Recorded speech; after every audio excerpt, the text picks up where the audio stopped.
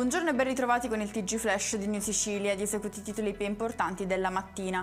Incidente mortale sulla tangenziale di Catania, vittima un motociclista che si sarebbe schiantato contro un mezzo fermo nella corsia di emergenza.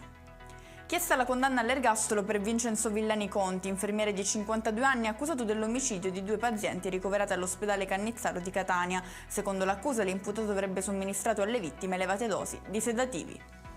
Una gravidanza di troppo e poi la spedizione punitiva. È successo a Villabate, nel Palermitano, dove un padre ha sparato all'ex fidanzato della figlia che l'ha messa incinta. Accecato dall'idea di vendicare l'onorabilità della giovane, l'uomo, accompagnato dal figlio, si sarebbe recato sotto casa del ventenne, aprendo il fuoco.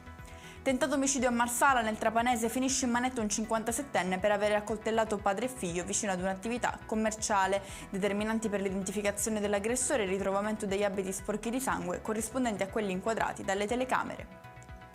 Svaligiavano i cimiteri di Messina e Palermo e facevano selfie con l'area furtiva. Sono 4 i soggetti coinvolti nei furti, tra cui un padre col figlio. E con questo è tutto, prossimo appuntamento più tardi alle 19:30. Grazie per averci seguito, buon proseguimento di giornata.